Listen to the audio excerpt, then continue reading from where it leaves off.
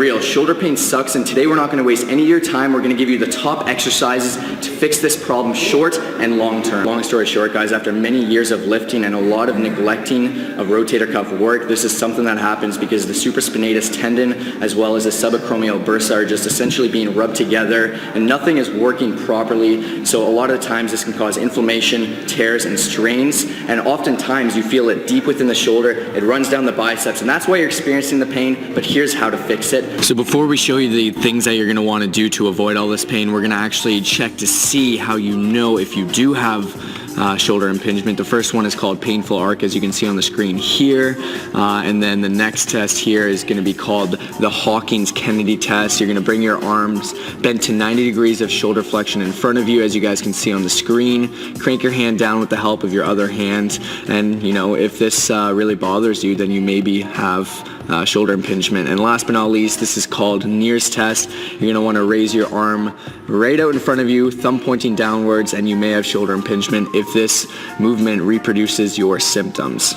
So as promised, we're going to show you short and long-term fixes. This is the short-term one. You're going to want to do 5 to 6 reps against the wall. Once you get to the level of your shoulders, as you raise the elbows up and they come off the wall, you're going to almost bring them together to try to further externally rotate the arm, as you guys can see on the screen here.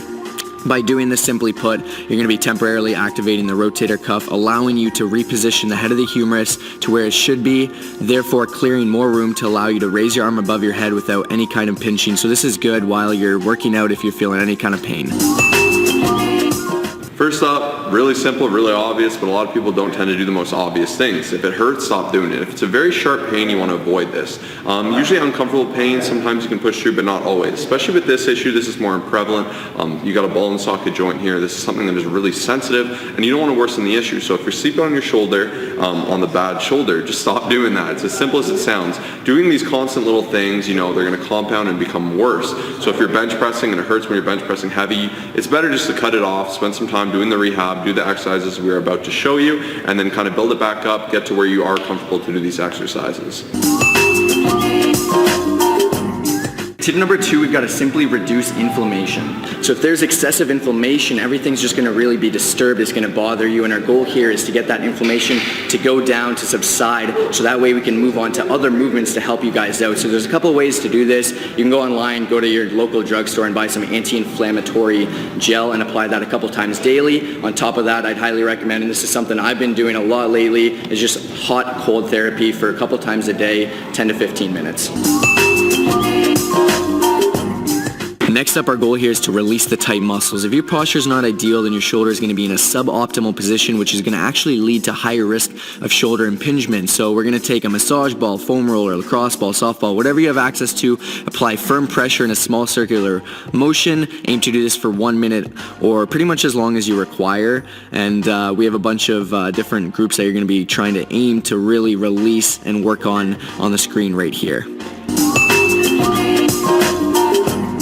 Step number 4, we're going to begin with initial exercises. The goal here is to keep the shoulder as mobile as possible. On the screen here, you see me doing the pendulum. You're going to lean over to allow your arm to dangle underneath you. Use the momentum of your arm and swing from side to side, forwards, backwards, circles, and you can do 10 repetitions each. Next up, we've got forward leans. This is fairly simple. Just place your hand on the back of a chair, lean forward as you bring your arm in an upwards direction, and do this as much as you can without reproducing any pain, and you can repeat 20 times or just hold for 20 to 30 seconds. So next up, we have rotations. You're going to want to bend your elbow to 90 degrees, keep your elbows in contact with the side of your body, and proceed to rotate your arms outwards and inwards, and allow the shoulder to move as much as you can, once again without reproducing any pain, and repeat 20 times. So number 5, you're just going to go ahead and get a low resistance band. They're usually red. They can be a bunch of colors. They're pretty narrow here. It's maybe about 1 inch. And what you're going to do is just do this as an activation or warm up for any upper day, or even take the time to do these exercises at home. So first off, I'm doing external rotations with the band. As you can see, I'm nice and postured. I'm squeezing my abs. I have that elbow nice and tight, and I'm opening up my rotator cuff as much as I can, as far as I'm comfortable to. If you have severe pain, you definitely want to tease it out and do it at your level. Furthermore, you want to do it with control throughout the movement. You don't want to be jerking and just throwing your arm around. around. This is foolish and this is how you're going to cause more damage. So do it with control. Make sure you have everything tight and you're really just working on opening it up and improving as you go on. Now you can do this also internally. As you can see, I'm doing internal rotation here, working at the opposite effect. Furthermore to that, some other great movements as you can see, which I'll demonstrate now on screen. Our shoulder dislocation, so you're going to start with them in front of you, you're going to come up overhead, try to spread it, come all the way back to your back. Once again, come up and spread. This is a little more advanced, and if you have serious shoulder injuries, I would avoid this. So definitely make sure you're being okay, and definitely make sure your doctor says you're okay to do these movements before you jump into them. So you're going to come overhead, stretch it out right back, come down, and this is really going to wake and open up that shoulder. Another thing you can do is kind of warm up the rear delt's chest and just pull in, and just do some of these quick movements to get everything activated, warm, and just get that joint moving, and just work on its kind of ability to withstand this and grow, and you'll get some muscular endurance and some muscular strength out of it. So these are going to make a yard of difference. Definitely implement these. So on top of the exercises Josh just showed you, we're also going to do a couple more. This is going to be focused on isometric training here. This is called the external rotation, and this is to make sure you don't aggravate the inflammation in your shoulder. It involves strengthening your shoulder muscles without moving. Keep your elbows tucked into the side of your body, pull the resistance band away from your body, and you're going to hold this position for 30 seconds. Do it 3 times. Next up, we're focusing on anti-impingement training. Guys, if the shoulder bone is not centered in the shoulder joint, it can often move in an upwards position, and this can lead to the impingement of the structures in the subacromial space. So that's why we want to really focus on humeral head depression here. As you guys can see on the screen, basically you're going to just set up a resistance band high up. You can do it in a doorway, whatever works best for you. Hold at the bottom for 3 to 5 seconds. Keep constant tension and do this 10 to 30 times for 3 sets.